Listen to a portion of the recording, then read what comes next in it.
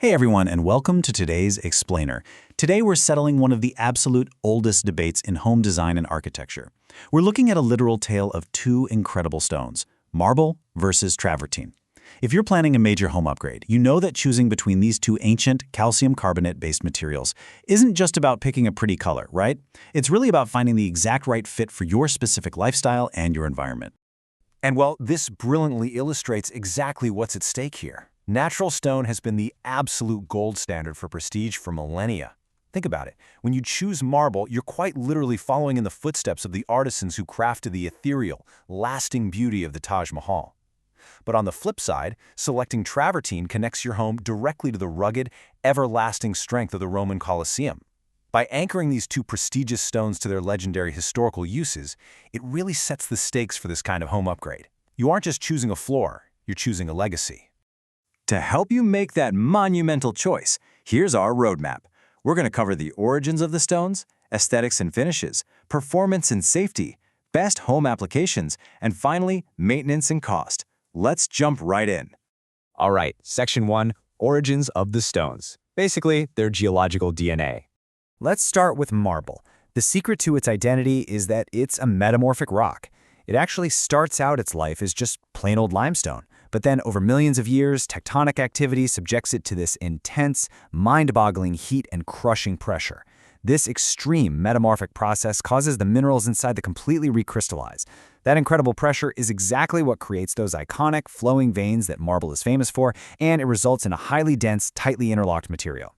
Now compare that to travertine, which is a sedimentary rock. Instead of deep underground heat and pressure, it's formed by the rapid precipitation of calcium carbonate, primarily around hot springs. And as it forms, something absolutely amazing happens. Carbon dioxide bubbles actually escape right through the stone. This unique sedimentary formation leaves travertine full of these tiny holes, troughs, and pits, creating a much lighter, wonderfully breathable product. And that geological history leads us perfectly right into Section 2, Aesthetics and Finishes, the visual language of the stone. So marble is what we'd call the formal choice. It gives you this vast spectrum of colors. We're talking brilliant whites, deep greens, dramatic blacks, all defined by striking, contrasting veins. It has a very sharp, luxurious look that takes a high-gloss polish exceptionally well. Travertine, however, is the organic choice.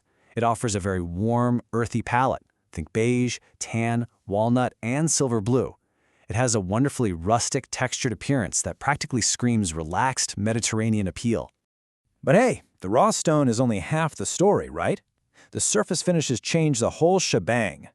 Polished is the signature look for marble, giving a mirror-like shine that really highlights those veins. But a quick warning here, it becomes dangerously slick when wet.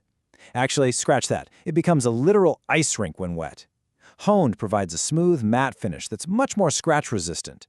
Then there are treatments exclusive to travertine, tumbled, where stones are literally drum-rotated for an ancient, weathered look that provides fantastic slip resistance.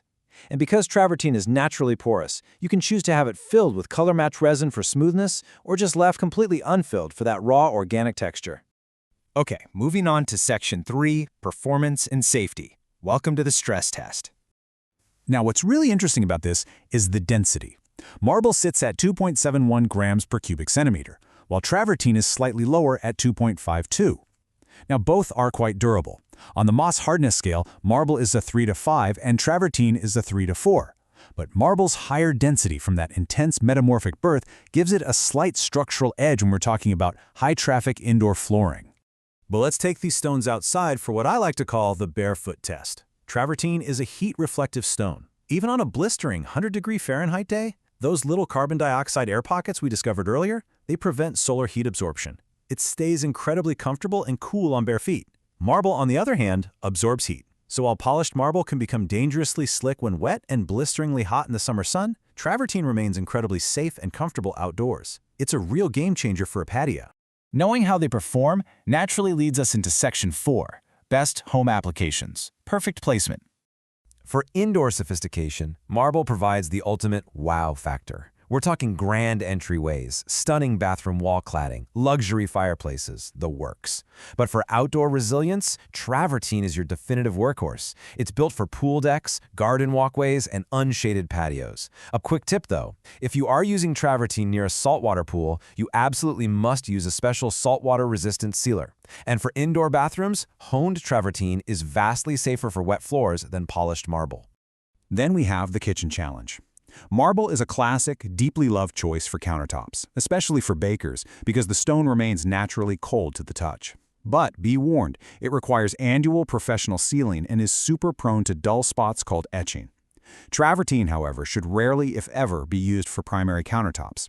Because of its natural pores, it traps bacteria and food particles. And let's be honest, nobody wants last night's spaghetti sauce becoming a permanent part of their kitchen island.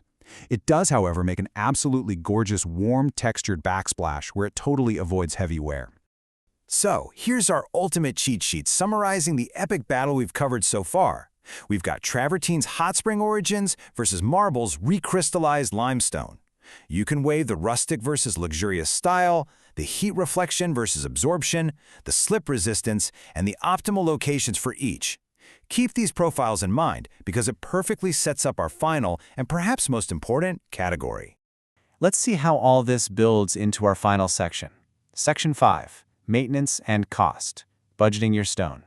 When it comes to long-term care, there are some absolute, non-negotiable rules here. First, clean only with pH-neutral stone cleaners. Second, avoid acids at all costs. Lemon, vinegar, wine, you name it. Because both stones are calcium-based, they are chemically thirsty and incredibly vulnerable to acidic etching, which permanently dulls the surface. Because of this, professional sealing is a must. Sponge like Travertine needs it every 6 to 12 months, while the denser marble needs it every 12 to 24 months. So, the crucial point when it comes to the budget is this. Travertine is often 30% to 50% less expensive. Rare marbles like Carrara or Calicata, those are absolute premium investments, mostly driven by the rarity of their quarries and the highly labor-intensive polishing process. Travertine, however, offers a phenomenal luxury natural stone look for significantly less money. This makes it particularly ideal if you're looking at a huge outdoor project without wanting to compromise on prestige. Which brings us to our final question. Marble or Travertine? Which stone actually fits your lifestyle? Let's use a simple rule of thumb. If you want sleek, formal indoor grandeur, you choose marble. If you need a rustic, barefoot-safe outdoor oasis, you choose Travertine. Both are permanent premium upgrades that will absolutely increase your property value. So the only question left for you to answer is, when you step into your home, do you want to walk in the footsteps of Roman emperors or the artisans of the Taj Mahal?